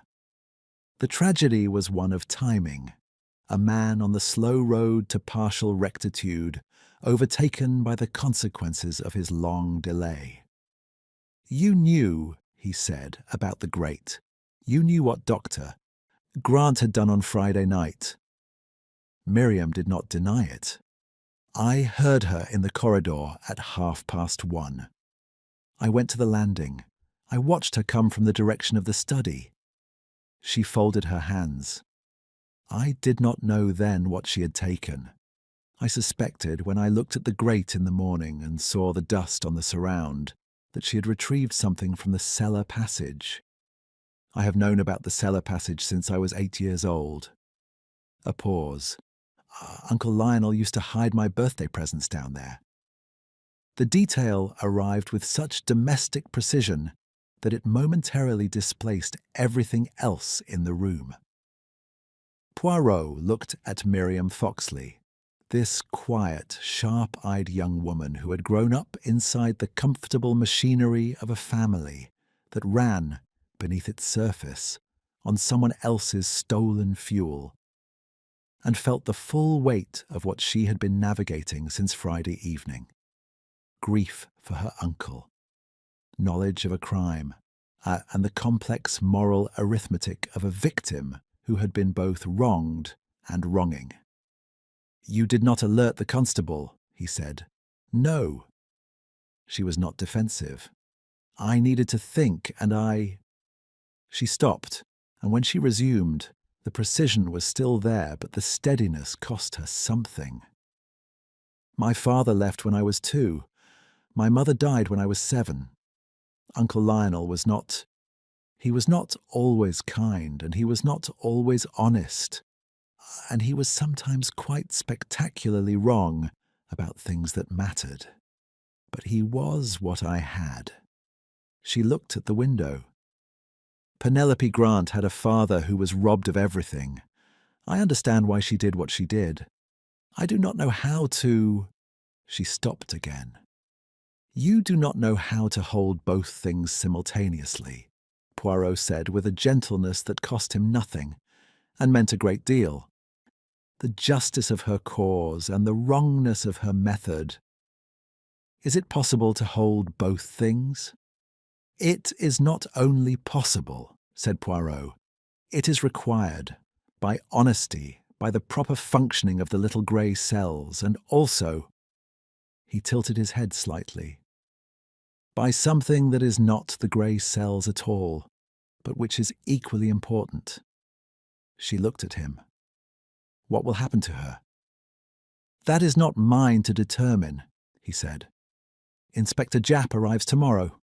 What happens afterwards is in the hands of others. My function is only to establish what is true." He paused. "It is a function I take seriously, even when, and perhaps especially when, the truth is not the most comfortable available narrative." Miriam looked at him for a long moment with an expression that was searching and, at the end of the search, found what it was looking for. She nodded once and turned back to the blank sheet of paper. Poirot left her and moved through the house once more. Through the corridor, past the telephone cabinet, past the closed door of the surgery where Dr. Grant presumably remained, and out onto the terrace, where the afternoon had finally made up its mind about the sun and was proceeding with it. He stood on the stone flags and looked out at the garden with his hands clasped behind his back. The dahlia that had persisted so defiantly that morning had been knocked sideways by the earlier rain, and now leaned at an angle that was picturesque rather than dignified. He regarded it with the measured sympathy of a man who has, on occasion, leaned at a similar angle himself. The picture was complete. All its elements were present, accounted for, and correctly positioned. The mechanism was pharmacological and psychological in equal measure, a stimulant in the guise of a remedy, administered at the moment of maximum stress, witnessed by all suspected by none. The documents had been recovered. The motive was clear, the method demonstrated, the opportunity established beyond any reasonable argument. And yet, Poirot stood in the September afternoon and found that completion brought with it none of the customary satisfaction. The grey cells had performed their function admirably. It was everything adjacent to the grey cells that was the difficulty. He had, tomorrow, to hand a woman to Jap, a woman of intelligence and patience, and 30 years of accumulated legitimate grievance, and watch the machinery of English law receive her. He had done this many times. He would do it again. The law was imperfect in its operations and non-negotiable in its necessity, and Poirot had made his peace with that paradox long ago. He straightened. He adjusted the set of his coat. He directed one final, approving glance at the dahlia, which was doing its best under difficult circumstances. Then he went inside to dress for dinner, because whatever else the evening required, it required that Hercule Poirot appear at table correctly turned out. On that point at least, there was no ambiguity whatsoever. Chapter 8. The Last Dinner. Dinner on Saturday evening at Foxley Manor was, by any reasonable measure, a peculiar affair. Poirot had spoken with Mrs. Peel at 4:30, briefly, precisely, and with the combination of charm and implacable firmness that he had found over many decades to be universally effective with housekeepers. The table was to be laid as it had been on Friday evening. The same positions, the same wine. The seating arrangement, in its original calligraphed form, had survived in the sideboard drawer. It was to be observed. Mrs. Peel had looked at him with the expression of a woman who has worked in large houses long enough to know that when a distinguished guest makes a peculiar request with sufficient authority, one does not inquire further. She had said, "Very well, monsieur," and gone about it. The guests assembled at 7:30 with the wary punctuality of people who have been told nothing specific and have consequently imagined several things, most of them worse than the reality. The drawing-room before dinner had a quality of suspended breath. Conversation was attempted and abandoned. Drinks were accepted with more gratitude than usual, and the glances exchanged across the room carried the freight of a weekend's accumulated knowledge and concealment. Sir Lionel's chair at the head of the table was the only thing Poirot had asked Mrs. Peel not to reproduce. It stood in its correct position, but empty, the place setting laid before it with the same precision as the others. Glass, cutlery, side plate, folded napkin. Nobody commented on this. It was the sort of thing that, once noticed, could not be unnoticed, and nobody wished to be the person who made it a subject. Poirot sat in his own Friday place and was, for the first portion of the meal, a perfectly agreeable dinner companion. He discussed with Cedric Vale the particular merits of the Burgundy, which was the same bottle as Friday's, and equally commendable. He listened to Oliver Trent observe that the roast was excellently prepared, which it was, Mrs. Peel having applied to bereavement the same exacting standards she applied to celebration. He noted that Lady Augusta ate with the concentrated care of a woman who has decided that eating is the one performance she can still give with full conviction. Uncle Basil was quiet. He had been quiet since the morning, and the quietness had, as the day progressed, become a different thing from mere subdued grief. It had acquired the quality of a decision. He sat with his hands folded between courses and looked at the empty chair once, directly, and then did not look at it again. Dr. Grant ate without apparent difficulty and spoke when spoken to and gave nothing away by any of it, which Poirot found he admired and found troubling in approximately equal measure. For it was during the fish course that Poirot set down his fork with the small, deliberate sound that, to anyone paying close attention, signalled a change in the nature of the evening. "I should like," he said in the pleasant conversational tone of a man proposing a change of subject rather than a reckoning, "to tell you about a Belgian village doctor of my acquaintance. A remarkable man. He had the gift, rare in any profession, of understanding the precise moment at which a small intervention would produce the largest effect." He picked up his wineglass, examined it, set it down again. He was not a dramatic man. He did not announce his intentions. He simply understood timing in the way that a watchmaker understands the relationship between components. That everything depends not on the individual piece, but on when and how it engages with the others. The table had gone quite still, the particular stillness of people who recognize that something is being said to them from beneath the surface of what is being said. "He treated a patient once," Poirot continued, "a man with a cardiac condition, not dissimilar in its essentials to the condition from which Sir Lionel suffered. His patient was under considerable stress. The doctor understood the pharmacology with great precision. He understood that certain substances in the presence of certain stressors, which would produce an outcome that would appear, to any observer without specialist knowledge, to be the natural consequence of a pre-existing illness." He paused. "The patient died. The doctor had insured it."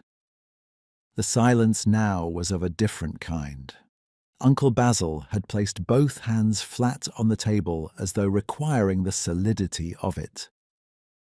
Cedric Vale was looking at Poirot with the expression of a man revising several assumptions simultaneously. Oliver Trent had not reached for his notebook, which told Poirot something. Lady Augusta said very quietly, "Go on." "The timing of the intervention was everything," Poirot said. "It required a moment of general excitement, a distraction, during which a remedy could be offered and accepted without scrutiny. It required that the offering appear natural, even habitual. It required that the substance itself leave no trace in the glass, the decanter, or any vessel that might be examined, because it was administered not by concealment in a drink, but openly, by hand, in full view of the company."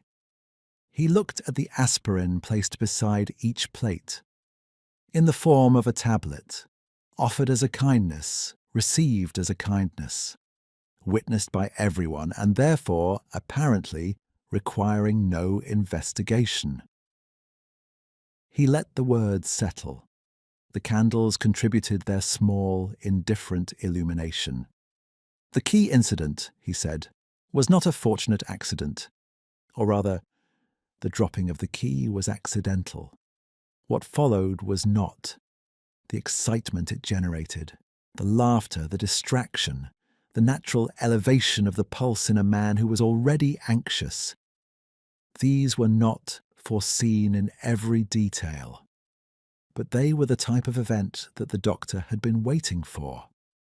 A moment that would do, and which presented itself obligingly. He tilted his head. Comedy as mechanism. The joke became the instrument. Cedric Vale said, "Good God," without apparent awareness that he had spoken aloud. Poirot turned with the gentle inevitability of a compass finding north toward Dr. Penelope Grant. She was looking at him with an expression that had, over the course of the preceding minutes, undergone no discernible change. She held her wine-glass by the stem with the steadiness of a woman who had rehearsed this scene in her imagination many more times than Poirot had conducted it in practice, and who had arrived at the performance in better condition than might have been expected. "There is the matter of the manuscript," Poirot said. "The early draft, the version in which Dr. Edmund Grant appeared not as a collaborator, but as the originating intelligence behind the Harwick compound. This document was kept by Sir Lionel in the cellar passage beneath the study grate, which was cleaned on Thursday in preparation for the weekend, and which was accessed on Friday night, time after the household retired, by someone who knew the passage existed and had considered carefully what it contained." He paused. "The revised draft, the version prepared under Mr. Trent's editorial influence, which reduced Dr. Grant to a footnote in another man's story, was removed from the library bookshelf during the same visit. Both documents are, I believe, currently in Dr. Grant's possession." Lady Augusta made a small sound. It was not a word. It was the sound of a woman who has known something for 2 days and has now heard it spoken aloud and finds that the speaking changes it. "Penelope," she said, and then said nothing more because there was, apparently, nothing more adequate to the moment. Dr. Grant set down her glass. She looked at Lady Augusta with an expression that was not unkind and not apologetic, and contained, Poirot thought, the complex residue of 30 years of maintaining a friendship that was also a vigil. I am sorry, Augusta," she said, "for the disruption to your house." A pause fine as a hairline fracture. "For nothing else." Uncle Basil made a sound that might, in another context, have been the beginning of a laugh. It was not a laugh. It was the release of something that had been held under considerable pressure for a very long time, and it lasted only a moment before he brought his hand to his face and was still.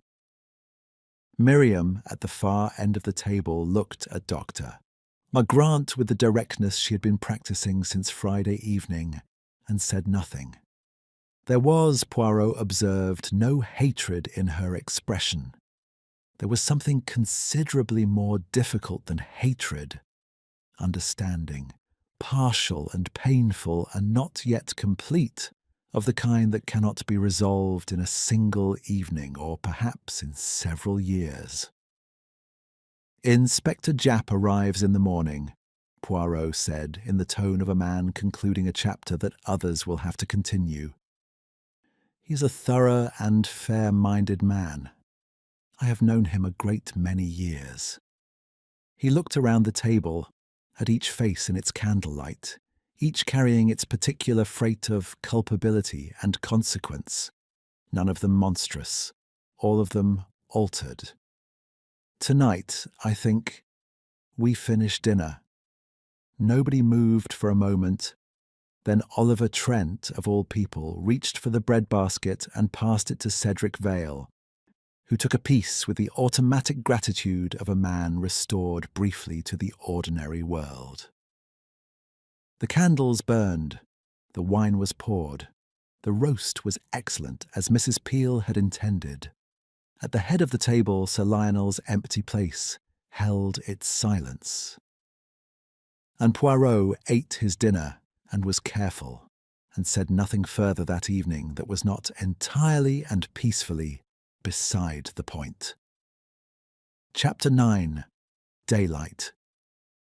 Japp arrived on the 9:15 from Waterloo, accompanied by Sergeant Bream, and the practised expression of a man who has attended many country house weekends in a professional capacity and has never once found them restful. He was met at the station by the young man with the motor car, who had run out of observations about pheasant, and now drove in a silence that was, Poirot suspected, rather harder work than the conversation had been. Poirot waited on the front steps of Foxley Manor in the thin Sunday morning light. His coat buttoned to the collar against an autumn that had finally committed to its character, and greeted Japp with the handshake of a man who is pleased to see a colleague and relieved to transfer a portion of his responsibilities. "You look," said Japp, surveying him, "like a man who has had an interesting weekend." "I have had," Poirot said, "a weekend that was many things. Interesting is perhaps the most neutral of them." They walked. Poirot talked. He had organised what he wished to convey in the order most useful to Japp. The practical sequence first, the pharmacological detail, the physical evidence, the manuscript and its recovery, and only then, in the appropriate place, the human dimensions that surrounded and preceded and in some sense explained, though could not excuse, the central fact. Japp listened in the way that good policemen listen, without interruption, or with the occasional small sound that indicated he was following and occasionally revising. When Poirot finished, somewhere in the middle of the drive, Japp was quiet for a moment. "The tablets," he said. "She still has them?" "She has the substance in its original form in her medical bag. She made no effort to dispose of it. I do not believe she intended to." "And the manuscript?" "In her room. Both versions. And she placed them in the drawer of her bedside table with the neatness of a woman filing documents she intends to produce when required." Japp absorbed this. "She wanted to be found out," he said. It was not quite a question. "She wanted it to be known," Poirot said, with the care of a man making a distinction that matters. "Those are not entirely the same thing. To be found out implies a fugitive. She was never a fugitive. She knew what she had done and she was prepared to account for it. What she wanted was that the accounting should include the full history. Her father's work, the patent, the 30 years of dispossession. And not merely the event of Friday evening extracted from its context and judged in isolation. "Courts tend to judge the event," Japp said. "Oui," said Poirot. "They do." The household had assembled in the drawing-room by the time Poirot brought Japp inside, or gathered not by invitation, but by the gravitational pull of an event that everyone understood was now in its final phase. They sat and stood in the arrangement that people adopt when they are not sure whether they are witnesses or subjects. A careful, slightly formal distribution around the room's perimeter that left the centre conspicuously unoccupied. Japp had the gift, which Poirot had always respected in him, of entering a room of frightened and complicated people and making the atmosphere marginally less charged rather than more so, simply by being practical and direct and entirely without theatre. He introduced himself, introduced Bream, stated with economy what he was there to establish, and indicated that he would be speaking with each person individually before the morning was out. He spoke with Dr. Grant first, and at length, and alone. When he emerged from the small sitting room 40 minutes later, his expression had undergone a subtle recalibration that Poirot, who had been waiting in the corridor with the patience of a man who has earned the right to it, recognized as the particular adjustment of a detective who has been told, in full and without evasion, exactly what happened, and is now in the process of deciding how he feels about the fact that the truth is not simple. "She confessed," Japp said. It's in a tone that made the word seem inadequate to the act it was describing. "Completely. The preparation, the timing, the tablets, the grate, the manuscript. All of it." He looked at Poirot. She had written it out. A full account, dated Friday evening, before the dinner, before the key business. She wrote it out and sealed it and addressed it to me, at Scotland Yard. Poirot received this without visible surprise, though something settled in him that had been, and without his quite acknowledging it, unsettled. She wrote it before, he said. Posted it Saturday morning, she says, before breakfast. Bream's confirmed it. There's a collection box at the end of the lane. We'll have it by Monday. Jap was quiet for a moment. She wasn't leaving it to chance. She wasn't leaving it to being caught. She intended from the beginning that it be known. Yes, said Poirot. Well, she did. The morning proceeded with the administrative efficiency that Jap imposed on all situations by temperament and experience. Bream took statements. The local constable, recalled with tact, proved capable of the required discretion. The county coroner was telephoned and the appropriate machinery set in motion for a revised finding. Poirot, his function fulfilled, I moved through the house with the unencumbered freedom of a man who has done what he came to do, and is now, briefly, without an assigned role. He went to the library and found the gap on the east wall shelf where the manuscript folder had stood, and looked at it for a moment with the mild satisfaction of a hypothesis confirmed. He went to the study and stood in the doorway and looked at the desk. Bare now. On the leather inlay showing its ghost impression of the removed document, and the bolted grate, and Sir Lionel's empty chair, which had been turned since Friday night to face the window and the grounds. Someone had done that quietly between his own observations. He did not think it had been Mrs. Peel. He went to the conservatory and found Miriam there, as he had half expected to, and she was doing what she had been doing on Friday when Poirot arrived, looking at the garden with an attention that was not quite seeing it. She had the stillness of someone who has passed through a thing, and arrived, not at peace, but at a provisional plateau from which the landscape is at least visible. They are taking her this afternoon, Miriam said. It was not a question. She had listened, as Poirot had known she would, to the sounds of the house through the morning. Yes, he said. Will you tell me, honestly, whether you believe she was right? Poirot stood beside her and considered the garden where the battered dahlia had been staked overnight by some attentive gardener, and now stood approximately upright, compromised, but persisting. He was quiet for rather longer than he usually permitted himself to be when asked a direct question. I believe, he said at last, that she was wronged.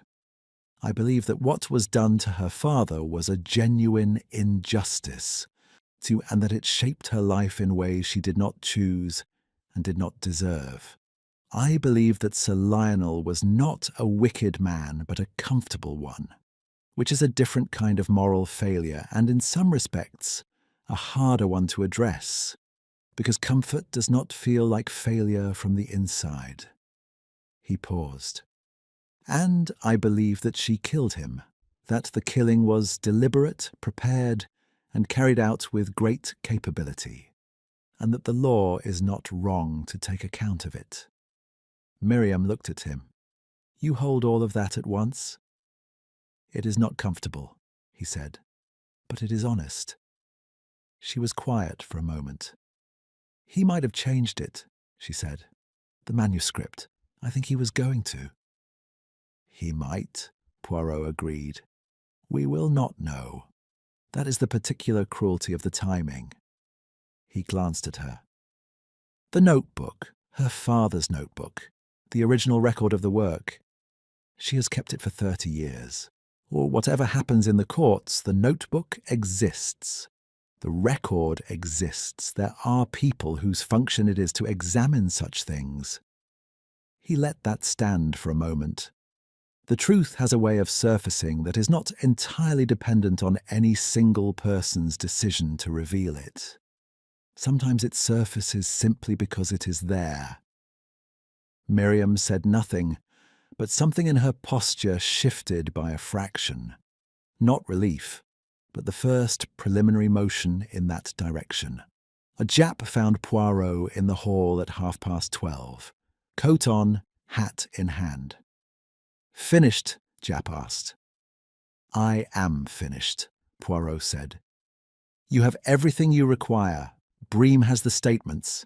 The physical evidence is precisely where I described. There is nothing further I can usefully contribute." "Right." Jap looked at him with the sideways appraisal of a man who has known another man for many years, and finds him, on this occasion, worth a second glance. "You all right, Poirot?"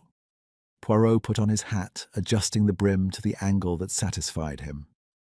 "I am very well, my dear Jap," he said. "I have solved the case. The case is a sad one. I am not required to be pleased about it, only to have been accurate, and I believe I have been accurate."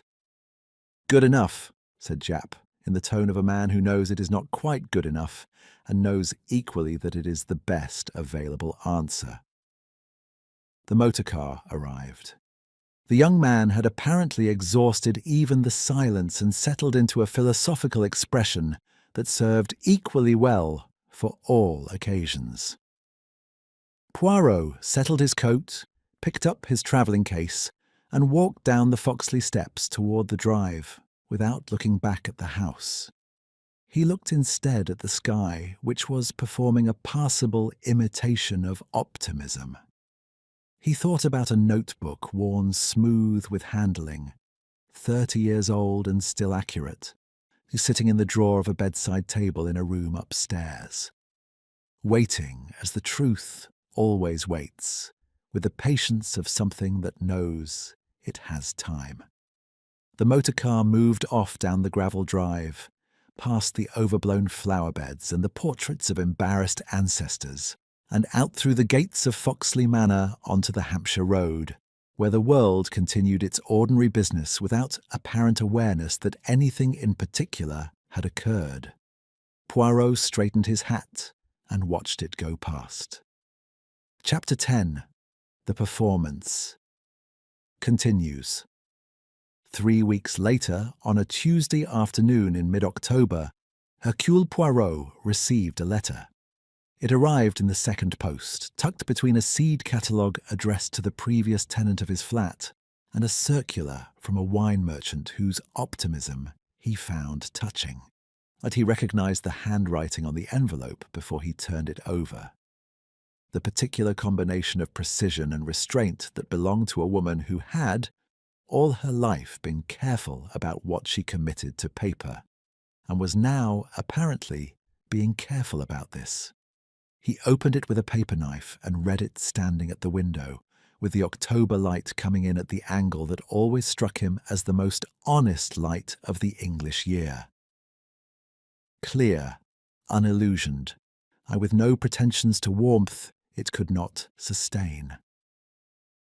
The letter was from Miriam Foxley. It was 3 pages, written on both sides in the same controlled hand, and it told him several things. The inquest had concluded the previous week. The revised finding, death by administration of a cardiac stimulant, had been entered without the drama that such findings occasionally produced in the press, partly because Mr. Hargreave had moved with effective quietness, and partly because the newspapers had found something more immediately compelling to attend to. Dr. Grant had been remanded and was awaiting trial. She had engaged a solicitor of considerable reputation who was understood to be preparing a defence that would, among other things, place before the court the complete history of the Harwick patent and the circumstances of Dr. Edmund Grant's death in 1926. Poirot read this paragraph twice. The letter continued. The Foxley Manor was to be sold. Cedric Vale, following certain conversations with Hargreave about the revised timeline of probate, had agreed to a settlement arrangement that would provide Lady Augusta her life income without requiring the full transfer of the property. The negotiations had been, Miriam wrote, with the dry understatement that Poirot had come to regard as one of her more appealing qualities, more civil than might have been anticipated. Cedric had been, each without the audience of the house party to perform for, a more straightforward man than he appeared. He had not wept over the manor. He had, Miriam thought, been rather relieved. Uncle Basil was well. He had come to London for a week, and they had had dinner twice, quietly, at a restaurant in Bloomsbury where nobody knew them. And the food was good, and the conversation had ranged, carefully, over many subjects, and had arrived on the second evening at the subject of Doctor, Edmund Grant and his notebook, which Basil had not permitted himself to speak of directly for 15 years, and which he spoke of now with the particular released quality of a man setting down something very heavy. He had cried briefly into his bread roll. Miriam had pretended not to notice, which was, she wrote, a kindness of the sort that he had spent 40 years extending to others, and had never, until now, been in a position to receive. While Poirot set the letter down on his desk, and looked at the middle distance for a moment with an expression that Miss Lemon, had she been present and attending to anything beyond the correspondence she was organising in the outer room, might have described as uncharacteristically unguarded. He picked the letter up again and read the final page. The notebook, Dr. Grant's original laboratory notebook, had the record of 4 years of work on the Harwick compound, had been submitted to a firm of patent historians by Dr. Grant's solicitor, with supporting correspondence from the Foxley Company archives that Miriam had located, following a conversation with Hargreave, in a deed box that had not been opened since Sir Lionel's father's death in 1947. The patent historians were of the preliminary opinion that the documentation was sufficient to support a formal application for posthumous attribution. It would take time. It would require processes of the kind that proceeded in increments and without guarantee. But the machinery, for the first time in 30 years, was moving in the correct direction. Miriam had written at the bottom of the 3rd page, beneath the valediction and slightly separated from it, or as though added after the letter was nominally complete. You told me the truth has a way of surfacing that is not entirely dependent on any single person's decision to reveal it. I have been thinking about that. I think you were right. I also think that sometimes it needs help. I intend to help it. Poirot sat with the letter in his hands for rather longer than 3 pages strictly required. Then he folded it, placed it in the drawer of his desk that contained correspondence he intended to keep, and went to the window. London conducted its Tuesday afternoon below him with the inexhaustible industry of a city that has always had too much to do. A taxi performed a manoeuvre of impressive optimism at the corner. A woman with a shopping basket exchanged words with a greengrocer over the condition of some apples. 2 children in school uniforms argued about something with the complete investment of people for whom the argument is the most important thing currently occurring in the world. The plane trees along the pavement had gone to gold and were beginning, here and there, the quiet work of letting go. Poirot thought about Foxley Manor. He thought about it with the specific quality of attention he brought to cases that had concluded without producing the sensation of conclusion. Cases in which the facts had been established and the law had been engaged, and everything that was supposed to happen had been set in motion, but in which the human residue remained warm and unresolved, as it almost always did when you looked at it honestly. He thought about Lady Augusta Foxley. who was last reported by Miriam to be staying with a sister in Wiltshire, and who had not, in 3 weeks, communicated with anyone at Foxley directly except through Hargreave. He imagined her in a Wiltshire drawing room, assembling herself, with the methodical patience of a woman who has been assembling herself for 60 years, into whatever the next chapter required. He found he hoped the Wiltshire sister was tactful. He thought about Oliver Trent, who had returned to London and had written, according to Miriam, a letter to 3 publishers withdrawing the memoir project. The letter had been, by all accounts, a model of professional discretion that said nothing specific about why. Trent would write something else. He was, whatever his other qualities, a man constitutionally incapable of not writing.